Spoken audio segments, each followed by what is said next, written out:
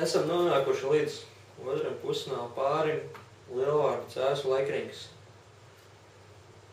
Pirms pusfināla sākuma jau, kad uzzināja, kādi pāri cīnīsies savā starpā, vairāk jau tieši šajā pārī saskatīja topošos jaunos valsts čempionus. Var piekrist šādi domāju, ja oponēs? Ja skatās pēc regulārā čempionāta rezultātiem, tad tīri matemātiski un tīri pēc reitinga tā sanāk otrā komanda ar trešo pusfināls, un tur ir Ķekava finālā kā piektā. Nu, pēc tāda viedokļa, jā, bet Ķekava ir labi uzsākusi to play-offu pārliecinoši, atradusi optimālos spēlētāju virknējumus, uzvarējusi pirmās divas kārtas 3-0, trešo 3-1, tikai viens zaudējums. Manā skatījumā es nenovērtēju Ķekavas komandu tik zemu, lai viņi tagad finālā bezierunas kapitulācija būtu, ka spēles būs spraigas. Ja kurai komandai, kura tiks finālā vai nu Laikrings vai Lielvārdi, nebūs viegli pret Ķekavu. Jo pretestība izrādīs gan cīņas par to atletismu un meistarību, tam Ķekava atradus tās optimālos virknējumus, kuri ir gatavi finālam, jebkuram play-off cīņai. Vācargi ir abi vācargi ir labā formā. Nu, neredzu te Ķekavai tādas vājās vietas robus, kas varētu teikt, ka jā, Ķekava finālā tur bez variantiem. Es tā neteicu. Jau pieskāries tam, ka tās komandas pēc reitinga ir vienā pārī otrā, trešā, otrā ir 5., 8. Varbūt vajag nākotnē domāt kaut ko līdzīgi, kā ir kontinentālajā hokeja līgā, kur pirms katras nākamās play-off kārtas komandas tiek atkal sadalīts pēc reitingiem un spēlē augstākā komanda pret zemāko. Nu, jā, ir pamats tādam viedoklim, tādai pozīcijai.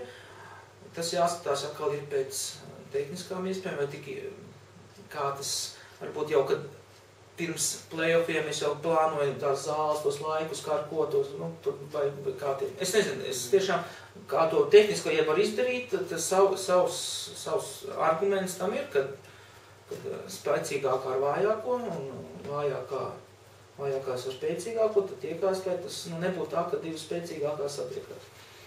Ja tev uzvarētu, tad it kā viss būtu loģiski, bet šajā gadījumā, ja tev zaudē, tad varbūt pamats pamainīt tā. Jā, tas nedaudz atkāpjoties no šī konkrētā pāri. Pusfināla pirmās divas spēles notika Lielvārdē. Mainēja abās ieguva 2-0 vadību. Taču turpinājums bija abām spēlēm diametrāli pretējs. Pirmajā spēlē Cēsnieki jau pirmās perioda beigu minūtēs tā teikt, lauza maču, otrajā, trešajā pilnībā pārējiem iniciatīvu, beigās izcīņa uzvara 5-3. Savukārt otrā spēlē, tas pats 2-0, tad Jāņa Raļecka 5 minūšu sods, kas beidzās ar vēl 3 vārtiem Lielvārdei, 5-0, tālāk 7-1.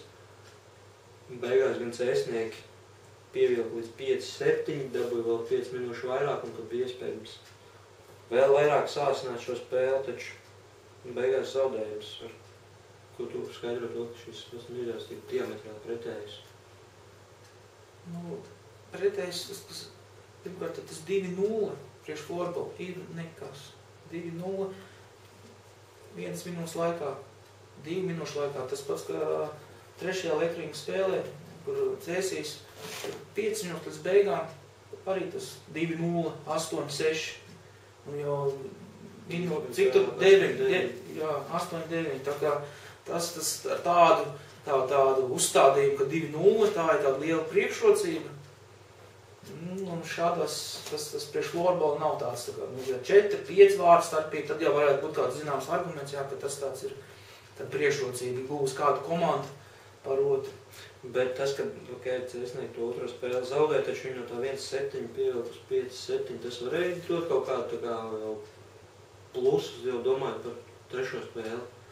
Pie 7-1 arī Lielvārdas komanda, es pieļauju, ka nomet apgriezienus un varbūt jau gatavojas nākamai spēlē, jau kaut kur galvās jau uzskatīja, ka spēle ir uzvarēta. Lekrings aizķērās aiz tās spēles, kaut kur jau sāka bīstamāks, tā kā tāds lielāks apgrieziens uzgriez un kaut kur uz tā rēķina, ka varbūt lielvārdi nebija tik pārliecināti, bet, kad nebija vairs tā motivācija, tur 8-1, 9-1, tad tā spēle varbūt tā kā kontrolē. Un tie Lekrings dabūja vairāk, un iesit vairākumā, guva vārdus, tad kaut kur pievilkt klāt. Pa tāli tas ūdens bija tik izlīst, ka sasmelt viņi visu nevarēja. Vai guva pārliecību? Kaut kāda pārliecība droši vien, ka nav ka bezcerīgi, kad ja būtu tur 9-1, 10-1, tad jau būtu diezgan bezcerīgi. Bet katra spēle sākās no 0.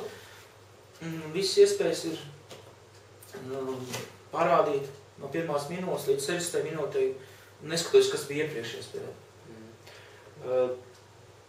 Pēc 2 spēlēm Lielvārdē komandas atgriezās Cēsīs. Viņš bija pirmo reizi ieradās Cēsīs playoffiem. Fantastiska spēle. Daudz uzskata par interesantāko, aizraujošāko, neprognozējamāko pēdējo daudzu gadu gaitā. Ļoti rezultatīvi, 10-9 pēcspēles metienos. Izdos lieliski izrāda. Šāds izrādes būtu jārāda pa Latvijas televīzijas 7. kanālu, kur lai redz skatītāji, lai jaunie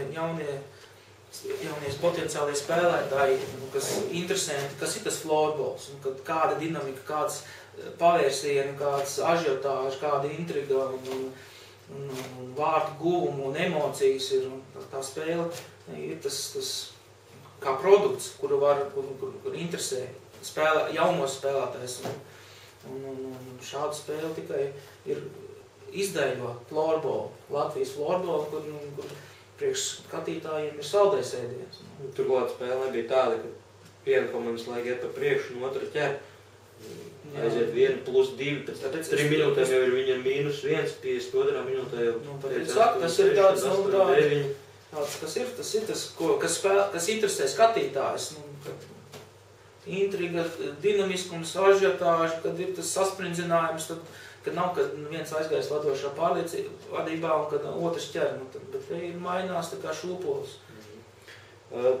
Spēlē komanda tika gūti ļoti daudz vārtu.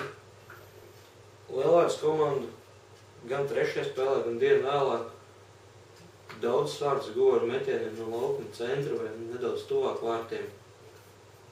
Sēsnieki nosakšos, tad metienus vai Guntim Bundzniekam varbūt netīk šeit tā, lai redzīja. Varbūt esi pamanījis karjerā līdz šim. Es domāju, ka Lielvārdē skatās, treneris redz, ka ja vārtu priekš nosaka, pieblīvēt ar spēlētājiem ir, kad viņiem tas no tāliens, tā distants ļauj uzmest Lekrings spēlētāji, un viņi izlaiž ārpus soda laukuma. Ja metieni, kā zināms, tur Lielvārdas spēlētājiem ir labi, tad tie ir iet cauri, kāpēc nē? Ja dod rezultātu, kāpēc? Tas varbūt vairāk būtu tā kā Lekringam tagad ir treneriem vai spēlētājiem, kad ir tāds signāls izšķirošai spēlē, kad būtu jāpadomā par to, lai tos bloķētos metienus vai tiem malējiem uzbrucējiem, kad neatļauj tik brīvi tiem pretinieku aizsargiem, tad mēs no distances. Tā pašā laikā Cēsnieki vairākas reizes tika pie metieniem no ļoti brīvām pozīcijām, kā spēlētājiem. Atceros vienu vārdu Gulmo Braumam, perimetru apkārt, kā bija 5 spēlētāji, viņš viens pats vidū, bet tā pašā laikā pilnīgi brīvs metiens tuvējās stūrī Bumbiņu vārtos. Citā epizodē aiz Lielvārdas vārtiem 2 Cēsnieki cīnās pret vienu Lielvārdas spēlētāju, Bumbiņu izlaiž vārtu priekšā, kā vajadzētu būt tur pārsam Lielvārdē, tur atkal viens pats Toms Rīsmans Bumbiņu vārtos. Kaut kāda komunikācijas problēmas savā starpā Lielvārdē vai? Es domāju, ka tā ir arī jānovērtē arī Lielvārdas, nevis Lielvārdas, bet Lekrings spēlētāja individuālā meistarība. Kad atrasties īstā vietā starp vairākiem pretiniekiem, pretspēlētājiem, pabeigt to kustību ar gūtiem vārtiem, rezultīvu gūmu. Tas ir individuālā meistarība, un lielvārdu spēlētāji, šajā gadījumā tur var teikt, ka, varbūt, kad izrādījās pārāks tas pretspēlētājs, kad ir, nevar arī tā, kad absolūti visus nostekt, vai arī absolūti tā, ka izdarīs visu spēli bez nevienu metienu pa vārtiem, tā nav. Lielvārdu izdarījis pareizi, kā ir, kad tajā situācijā, kur ir viens Lakeling spēlētājs ar bumbiņu, viņam apkārt ir divi lielvārdu spēlētāji, viņiem ir jāneutralizē tas spēlētājs, bet, tad cepur nost individuālai meistarībai. Un no tādu, kas minēja par to tāliens, to distances metienu, tur arī vārtslieks arī vārtos, tad Guntim, ir jāņem tie tālie metieni, protams, ja viņš redz tos metienus, ir jāņem. Beigās pamatlaika izskaņā vēl lielvārdē vairākas lieliskas iespējas, vārti netika gūti. Papildu laikā abas komandas paspēja uzspēlēt vairākumā, mazākumā arī vārti netika gūti. Rezultāts saglabājās neizšķirts arī pēcspēles metienos un vienīgi 7. sērijā Mārtiņš Rieckis otro reizi iemet vārtus. Mēs redzēt to šķīlienu. Cēsniekiem parasti, kas atceros, tie pēcspēles bulīši biežāk beigušies ar asarām nekā ar prieku. Šoreiz šī spēle viņiem beidzās laimīgi. Šoreiz, es uzskatu, ka arī Lakeling spēlētāji pietiekami tehniski, ka tur ir meistari, kur var sodu metienus realizēt, iesvist, gūt vārdus. Un arī šoreiz izrādījās spēcīgāks ir Lakeling uzbrucēji Izraela, kas tos izpildīs sodu metienus. Tik labi arī būtu otrā. Tas ir tāds slidens. Tad vairāk tiešām tas, kuram tas nervu izturīja vācargam vai uzbrucējam, to, ka Mārtiņš gāja un atvēzējās un kamēr iekala tāds arī nebija redzēts, parasti tāds plauksts metiens tāds, bet ar atvēzienu tādu izšķirošo metienu liela augstsnībai jābūt, pārliecībai par savu to sitienu. Pagāja nepilnas 24 stundas. 4. spēle, pirmā trešdaļa atkal. Tā kā turpinājums iepriekšējiem vakaram rezultatīvi 2-2. Otrās trešdaļas sākumā lielvārdi atkal vadībā. Cēsnieki vairākumā trāpa pa vārtu stabu, pa vārtu pārlikni un apstājās. Tā trešdaļa vēl beidzās tad minimāli 2-3. Trešā trešdaļā lielvārdi ātri iemet vēl 2 vārtus un Cēsnieki vispār vairs netika pie momentiem. Lielvārds komanda atkal turpināja mest no distances, mest rezultatīvi. Cēsniekiem vairs pie brīvajiem metieniem netika, ja tika, tad metieni praktiski negāja līdz Igor Ivanovu sargātiem vārtiem. Cīmēs, bet Lielvārdi labāk izstudējusi pretinieku komandas spēli. Es neteiktu, ka labāk izstudējusi. Es drīzāk domāju, ka tas ir tas otrās dienas faktors, kad Lielvārds komanda bija svaigāka jau otrajā dienā. Tātad zināms paralēls varētu vilkt ar Bauskas spēli. Jā, Bauskā un otro spēli. Pirmajā spēlē tas pats. Bauska uzvarēja pagarinājumā, tāpat kā Lielvārds zaudēja sodu metienu sērijā. Otrajā spēlē Bauskā 7-1, bez variantiem, Bauskas līderi bez punktiem, kā saka, Lakelings apstājās, vairs nebija tas pats arī analoģiska situācija, 7-2, kad Lakelings iesits ir mazāk gūs vairāk vārds par 2. Turklāt nevienu vārdu netika gūt vienādos sastāvos. Vienreiz Mārtiņš Rieckis iemet vairākumā, vienreiz mazākumā. Jā, bet tas 2 vārti pa spēli Lakelingam, kad tas bija atpakaļ pēdējo reizi, kurā? Mums pat būtu interesanti tā kā mīlu statistiku un tās visāds notikums, kāds faktus atcerēties vēsturiskos, tad tiešām, kad pēdējo reizi Lakelings gūt 2 vārtus. Līdz ar to, ja Lakelings tad 2 izsistiem vārtiem, ļoti grūti uzvarēt, ļoti grūti. Kas var būt tas iemesls, kādēļ Lielvārds komanda bija labāk atjaunojusies vai saglabājusi tos spēkus, jo tiešām Jānis Jansons un Toms Akmeņloks presēja pretinieku komandas aizsargus praktiski visu 60 minūšu garumā. savās maiņās. Nu, laba funkcionāla sagatavotība. Ja var otrajā dienā ar 100% atdevi no 1. līdz 5. minūtē nopresēt pa visu laukumu, tas ir laba atjaunošanās, ir laba bāzi ielikt, plus atjaunošanās līdzekļi, ir medicīnas personāls uzdevuma augstumos.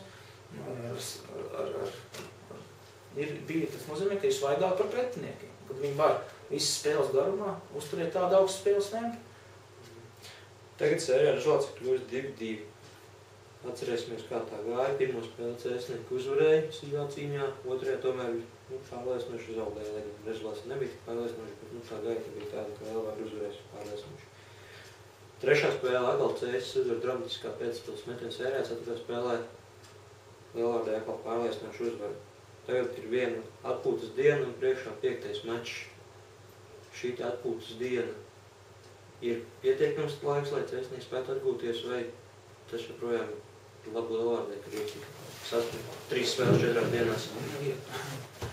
Jo ilgāks laiks ir līdz nākamajai spēlē, jo Lepringam tas ir izdevīgāk. Ja būtu spēle trešdien vai ceturtdien, vēl labāk Lepringam. Ja būtu pirmdien uzreiz būtu jāspēlē, tad, es domāju, Lepringam nebūtu variantu, ļoti minimāli varianti būtu, manā skatījumā. Vai pietiks tā viena brīvā diena un parādīs spēli. Tā kā es pats arī domāju doties uz šo izrādi un aicinu arī visu auditoriju futbolziņu, kas skatās un arī doties uz spēli. Tas būs saldais ēdiens priekš futbola skatītājiem, tad arī spēle parādīs.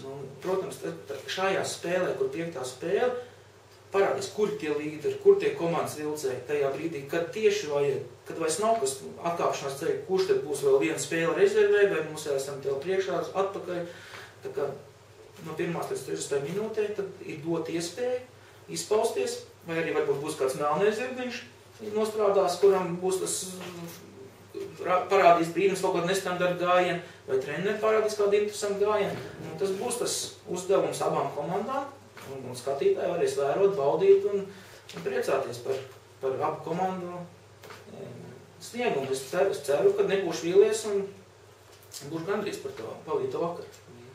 Es domāju, ka Lielvārdē noteikti būs liela ažiotāža, jo Cēsīs bija ļoti daudz skatītāju, tostarp arī no Lielvārdas, un droši vien Lielvārdē arī ieradīsies skatītāji no Cēsīm. Tātad otrdien 8. vakarā Lielvārdas sporta namā izšķirošā 5. finālspēle, kad mēs uzzināsim 5. pusfināla spēle, kad mēs uzzināsim otrus finālistus, kas par Latvijas čempionāta zelta medaļām tiksies ar Ķerkavas komandu. Un par to jau mēs pēc tam, kā tur gājuši šajā mačā, mēs parunāsim jau kā tādu no citām reizēm.